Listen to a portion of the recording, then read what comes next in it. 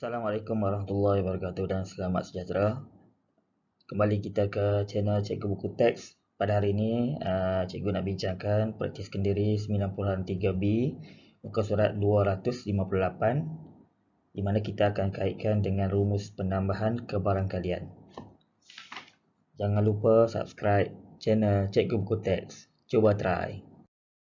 Baiklah, soalan yang pertama ialah seperti yang tertera di skrin sekarang ni. 2 biji dadu dilambung secara serentak di mana peristiwa Q, R dan S telah diberikan dalam soalan, dan soalannya ialah kita kena tentu sahkan rumus penambahan kebarangkalian, iaitu A kebarangkalian Q atau R. Okey, jadi langkah yang pertama ialah cikgu bina dulu dalam bentuk jadual dadu pertama dengan dadu kedua, disebabkan uji kaji ni ataupun eksperimen ni ialah melambung dadu 2 biji dadu secara serentak, maka dadu pertama dengan dadu kedua akan dadu serentak. Jadi kemungkinan kita akan dapat, kesudahan yang mungkin akan dapat 1 1 1 2, kemungkinan kita akan dapat kombinasi 1 2 1 3 1 4 dan seterusnya, sampailah kamu akan dapat sini 6 1 6 2 sampailah ke 6 6. Jadi murid sepatutnya boleh isilah dalam jadual ni yang merujuk kepada ruang sampel apabila 2 biji dadu dilambung secara adil, 2 biji dadu adil dilambung secara serentak. Baiklah, setelah kita mengisi dalam jadual secara lengkap, maka inilah hasilnya.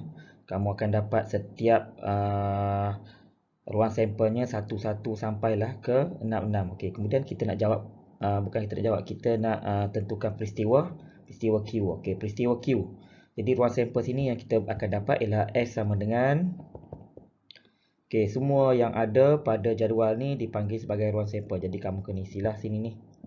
Ruang sampelnya merujuk kepada 1 1 1 2 dan seterusnya sampai 6 6. Okey, sekarang ni cikgu nak tunjukkan cara untuk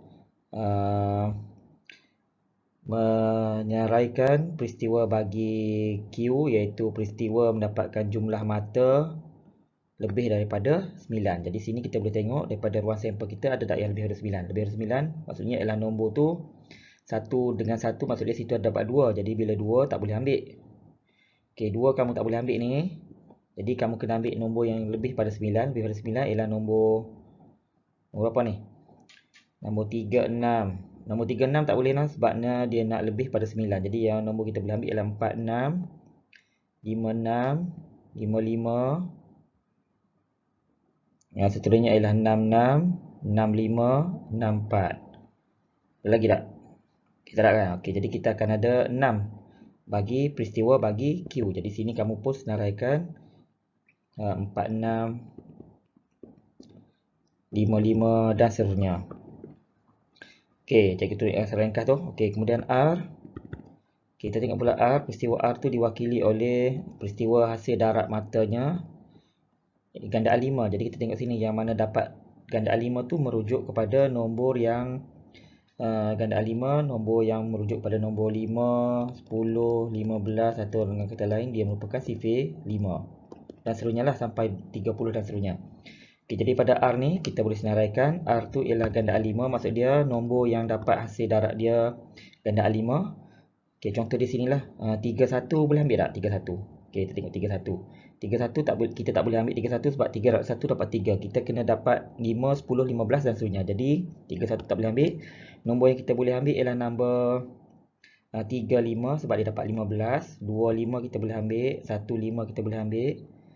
45 55 65 56. Lagi nombor mana lagi kita boleh ambil sini? 56. Okey, 51 sebab dapat 5.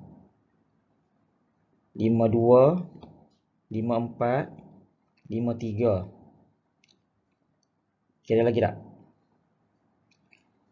Okey, jadi bila kita senaraikan sini ni, maka kamu akan dapat nombor gandaan 5 tu merujuk kepada peristiwa R tu merujuk kepada gandaan 5. Jadi kamu pun senarai seperti yang saya highlight ni ke dalam ruang sampel, peristiwa R. Jadi kamu senaraikan, kemudian seterusnya ialah Q. Jadi bila S.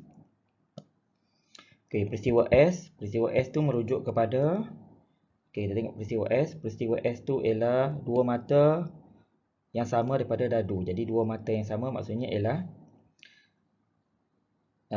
nombor yang kita boleh ambil ialah nombor berapa ni? Mata yang sama. Mata yang sama maksudnya ialah 1, 1.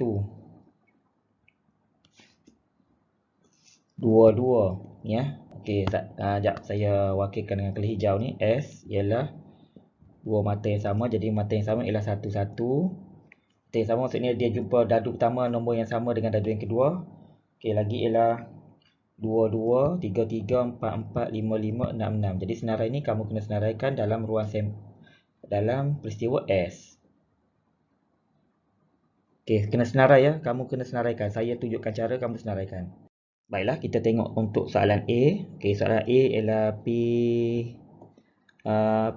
kebarangkalian Q atau R. Maka di sini ialah maksudnya kita telah belajar sebelum ni. Sekiranya ada atau tu maksud ialah dia menggunakan simbol kesatuan. Okey, simbol kesatuan tu maksud dia kita kena tengok antara set Q dengan set R. Okey, set Q dengan set R. Okey, bila tengok set Q dengan set R maksud dia kita kena ambil semua unsur yang ada dalam Q dan juga semua unsur yang ada dalam R. Okey, bila kita nak ambil semua tu, yang seterusnya kita tengok ada tak yang sama antara Q dengan R, unsur yang sepunya. Okey, bila kita tengok sini ni unsur yang sepunya dia ada 5, 5 kan. Okey, dia ada 5, 5 sama dengan 5, 5 antara dua set ni Q dengan R ni. Okey, kemudian ada yang sama lagi 6, 5, kemudian ada sama lagi ialah 5, 6. Okey, makanya di sini ialah kamu kena senaraikan Q kesatuan R ialah unsur-unsur yang merupakan gabungan antara peristiwa P dengan R. Okey, yang mana ada unsur sepunya maka kita perlu isi sebanyak sekali saja. Jadi sini ni bila kita isi akan dapat 6, 4. Okey, saya ambil yang tidak berhighlight dulu. Okey, 5, 1. 5, 2, 5, 3, 5, 4, 1, 5, 2, 5, 3, 5, 4, 5. Okey, jadi saya pun ambil lah sini yang tak highlight. Okey, jadi bila kita ambil yang tak highlight, yang inilah unsurnya. Ada 1, 2, 3, 4, 5, 6, 7, 8, 9, 10, 11. Okey. Jadi yang ada 3 lagi ni, yang highlight ni maksudnya kita kena hanya pilih sebanyak sekali saja. Jadi kita kena ambil 5, 5. 6, 5 kita masih lagi kena ambil, cumanya kita hanya tulis dia sebanyak sekali saja, tak boleh berlaku 5, 5, 5, 5. Okey, satu lagi ialah 6, 5, 5, 6. Okey, jadi bila kita cuba hitung unsur yang ada dalam Q kesatuan R ataupun Q atau R, maka kita akan dapat nilai dia ialah 14. And Q kesatuan R sama dengan 14. Okey, jadi bila kita nak hitung kebarangkalian P Q kesatuan R akan dapat 14 per dengan 36. 36 tu ialah ruang sampelnya. Okey, jadi bila kita nak tentukan rumus penambahan dia, okey, kita nak tentukan rumus penambahan, kita boleh guna rumus ni untuk tak perlulah senarai salah satu dah. Kita tak perlu senarai salah satu bila kita nak gunakan rumus. Cara nak guna rumus ialah kamu kena guna rumus seperti yang kamu telah belajar sebelum ni. Okey, di mana P Q atau R, okey, dia sebenarnya ialah kena guna penambahan Q tambah dengan PR. Okey, sebab kita ada unsur yang sepunya, jadi kita kena tolak dengan P. Okey, saya tulis sini ni. PQ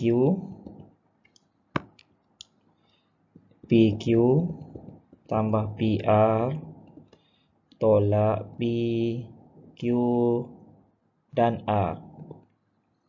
Okey, sebab kita kena tolak sebab ada unsur sepunya. Kalau dia tiada unsur sepunya, tak perlu guna operasi tolak. Jadi kita hanya perlu tambah saja unsur set yang diberi. Jadi PQ kita boleh kira set Q ada 1, 2, 3, 4, 5, 6. Okey, 6 per dengan 36. Okey, sebab unsur ruang sampel kita 36 tambah dengan PR. Okey, PR kita ada 1, 2, 3, 4, 5, 6, 7, 8, 9, 10, 11. Okey, 11 per 36. Okey, tolak dengan P Q persilangan R. Okey, sebab tolak ni sebab dia ada unsur sepunya. Unsur sepunya kita ada 3, jadi 3/36. Okey, jadi kita pun boleh tekan kalkulator akan dapat sini. Jawapan dia ialah 14/36. Okey, kalkulator kita mungkin menunjukkan nombor yang lain, tapi bila kita cuba kira secara manual sini, 6 tambah 11 dapat 17, tolak dengan 3 dapat 14. Maka bila 14 jawapan kita, maka jawapan tu sebenarnya memenuhi seperti yang kita senaraikan. Jadi kita boleh senaraikan dapatkan kira ada berapa. Kita boleh gunakan rumus penambahan kebarangkalian. Lagi senang dan cepat untuk dapatkan jawapan tanpa menyenaraikan. Okey, selesai soalan A. Seterusnya ialah soalan B. P, Q atau S maksudnya ialah P. Maksudnya ialah P, Q atau S. Okey, jadi kita kena rujuk pada Q dan S saja. Okey, bila tengok pada Q dengan S, langkah yang pertama ialah kita tengok ada tak unsur yang sepunya antara Q dengan S. Okey, bila Q dengan S kita ada lagi unsur yang sepunya. Unsur yang sepunyanya diwakili oleh 55, 66 dengan 3, ada 2 je kan. Kita ada 2 je. Jadi sini ni kita pun bolehlah senaraikan dia. Q atau S akan dapat 64, 65, 46, 56 untuk Q. S pula ialah 11, 22, 33, 44. Okey, sekarang ni kita dah senaraikan peristiwa gabungan antara Q dengan S tanpa yang ada highlight. Jadi yang ada highlight ada 2, jadi kita hanya pilih sekali saja, tak perlu berlaku penindangan. Jadi sini kita boleh senar lagi 55 serta 66. Tak boleh buat 55, 55, 66, 66. Jadi inilah ruang sampel je. Jadi bila kita hitung 1, 2, 3, 4, 5, 6, 7, 8, 9, 10. Jadi sini kita boleh dapat bilangan unsur Q kesatuan S, Q atau S akan dapat 10. Jadi bila kita nak hitung kebarangkalian P, Q atau S, jawapan dia akan dapat 10 per dengan 36. Okey, 36 tu ialah ruang sampel. Ataupun P, Q atau S, kita sebenarnya perlu gunakan formula macam ni. N cube kesatuan S per dengan NS. Jadi sini akan dapat 10 per 36. Okay, kita juga boleh gunakan nak tentu sahkan. Okay, bila kita nak tentu sahkan rumus kebarangkalian, penambahan dia ialah kita pun kena buat macam soalan A tadi. Okay, P,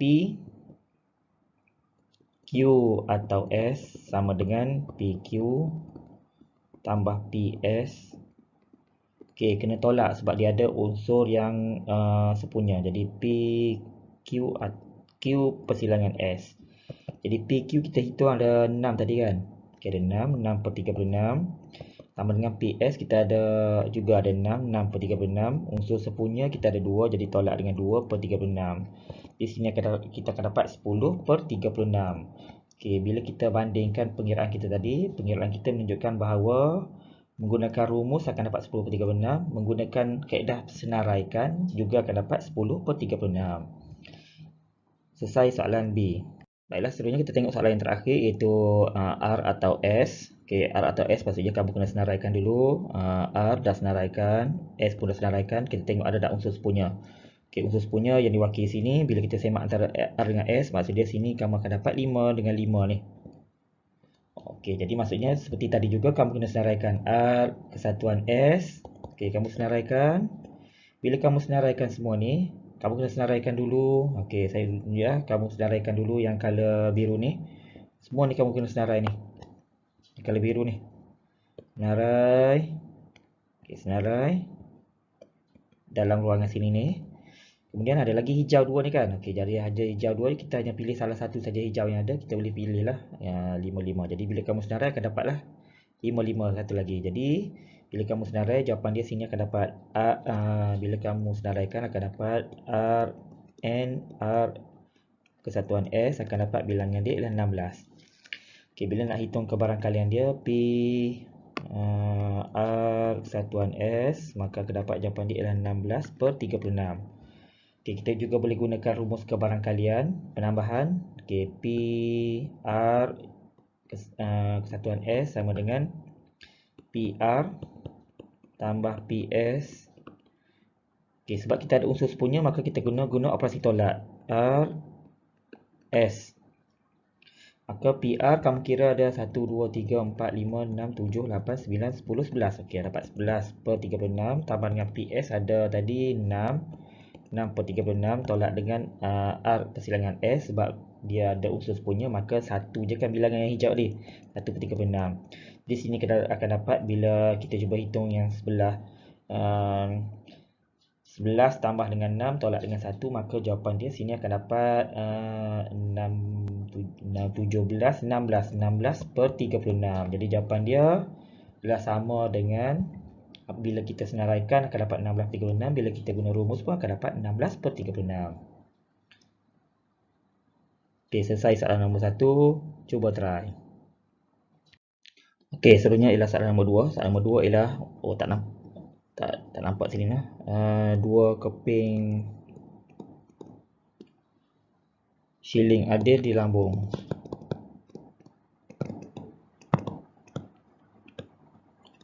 Dilambungkan serentak. Okey, 2 keping shilling dilambung serentak, maksudnya kita mungkin akan dapat angka dengan gambar. Okey, di mana angka tu kita boleh wakil dengan A, gambar tu dengan G.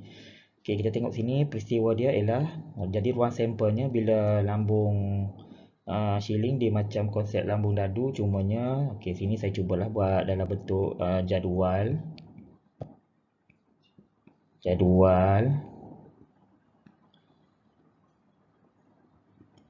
J angka gambar shilling 1 ni, shilling pertama. Okey, shilling kedua. Ni shilling kedua ni, shilling kedua. Juga akan dapat angka gambar, maka ruang sampel dia akan dapat sama ada angka-angka ataupun angka gambar, gambar. Maksud dia dua-dua tu mungkin dapat angka dengan angka, nombor dengan nombor ataupun gambar dengan gambar. Okey, jadi ruang sampel dia diwakili oleh AA, AG, GA dan GG. Okey, mesti kita dapatkan ruang sampel terlebih dahulu. Kemudian barulah kita boleh senaraikan peristiwanya. Okey, J peristiwa dapat dua angka, K ialah 2 gambar, L ialah sekurang-kurangnya 1 angka. Jadi kita kena tengok pada J. Okey, J diwakili oleh set J diwakili oleh angka dengan angka 2 angka, maksud dia ialah AA. Okey, manakala set K diwakili oleh 2 gambar. Okey, 2 gambar, maksud dia ada GG saja ni yang ada 2 gambar. Okey, kemudian L diwakili oleh sekurang-kurangnya 1 angka, maksud dia 1 angka, maksud dia kita boleh ambil AA, kita boleh ambil. Okey, nak sekurang-kurangnya 1, maksudnya kalau lebih tak ada masalah. Lagi ada AG, kita boleh ambil. Lagi kita boleh ambil GA. Okey, yang itulah senarai dulu peristiwa dia. Kemudian barulah kita boleh tentukan rumus kebarangkalian bagi soalan yang dia nak sini ni. PJ atau K. Okey, buka PJ atau K. Okey, sebenarnya kita tengoklah sini ni. Soalannya dia nak PJ atau PK, maka sini PJ. Okey, set J dengan set K saja kita boleh ambil, maka sini akan dapat PJ atau K, di mana kita kena ambil semua unsur yang ada. Lagi ialah G dengan G sebab dia ialah gabungan antara J dengan K. Jadi kita kena ambil set yang wakili oleh J dengan K. Ada dua lah di sini ni. Okey, jadi bila kita nak hitung kebarangkaliannya, okey, ni senaraikan. Okey, bila kita nak hitung kebarangkalian, maka kena sini akan dapat NJ atau K sama dengan 2. Jadi kebarangkaliannya J atau K akan dapat 2/4. ataupun 1/2. Okey, kita juga boleh gunakan rumus kebarangkalian penambahan. Okey, penambahan dia akan dapat P J atau K akan dapat PJ tambah PK. Okey, kita tak boleh guna operasi tolak sebab tiada unsur yang sepunya. Jadi sini ni PJ, J ada 1/4. Kebarangkalian bagi K pun akan dapat 1/4, maka akan dapat jawapan dia ialah 24 ataupun 1/2. Okey, jawapan kita adalah sama dengan jawapan yang kita dapat pada penyelaian. Okey, seterusnya yang ke soalan B, 2B. Okey, kita tengok PJ atau L. Okey, J dengan L yang kita nak sini. Okey, bila J dengan L, sebenarnya kita kena ambil semua yang ada dalam J, semua ada dalam L. Sebelum kita ambil, kita kena tengok dulu ada yang sepunya. Okey, ada yang sepunya ni. Ada yang sepunya. Jadi kita akan dapat sini P J atau L sama dengan, okey, kita ambil yang tak ada highlight dulu, AG GA. Okey, sebabkan AA tu berlaku 2 kali, maka kita kena tulis sekali saja. Okey, yang tu ialah senarai dia. Okey, kemudian kita kena kira berapa unsur yang ada dalam J atau L. Okey, unsurnya ada 3. Dengan NS yang kita dapat sini, NS kita ada 4, maka 3/4. Kita akan dapat 3. Okey, 3 dulu. Kemudian barulah kita kira, hitung kebarangkalian dia. PJ atau L akan dapat 3/4. Okey, yang itulah jawapan dia. Ataupun kita boleh gunakan rumus kebarangkalian. Okey, bila kita boleh guna rumus kebarangkalian, maka kita boleh guna PJ atau L. Jadi kita boleh buat PJ tambah dengan PL. Okey, sebab dia ada unsur sepunya, maka kita kena tolak. Okey, bila ada unsur sepunya je, maka kita kena guna operasi tolak. Jadi PJ sini ada 1/4. Kebarangkalian L ada 3/4 senarai dia.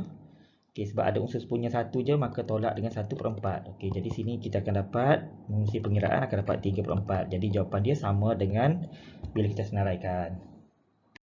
Okey, baiklah, soalan terakhir ialah dia nak, okey, sini C . Okey, dia nak K atau L. Jadi kita kena tengok set K dengan set L ada tak unsur sepunya. Tak ada unsur sepunya, maka bila tak ada unsur sepunya, K atau L akan dapat, kita kena senaraikan semua yang ada GG, AA, AG, GA. Jadi bila kita senaraikan sini akan dapat GG, AA, AG, GA. Okey, jadi sini kita akan dapat bilangan dia, bilangan unsur dia bila senarai dapat 4. Jadi bila nak kebarangkalian, sebab soalan dia minta kebarangkalian PKUL, okey, akan dapat 4/4, maka jawapan dia ialah 1. Okey, ataupun kita juga boleh gunakan rumus kebarangkalian. Okey, rumus kebarangkalian kita ialah PK atau L sama dengan PK tambah dengan PL. Okey, perlu tak kita tolak? Okey, tak perlu sebab kita tiada unsur sepunya antara K dengan L. Jadi kita tak perlu guna operasi tolak. Maka kita tengok kebarangkalian untuk set K ialah 1/4. Kebarangkalian untuk set L ialah 3/4. Maka bila kita hitung guna kalkulator kita, maka kita akan dapat 4/4 ataupun jawapan dia akan dapat 1. Maka selesailah soalan nombor 2. Jangan lupa cuba try soalan-soalan seperti yang saya telah bincangkan tadi. Cuba try.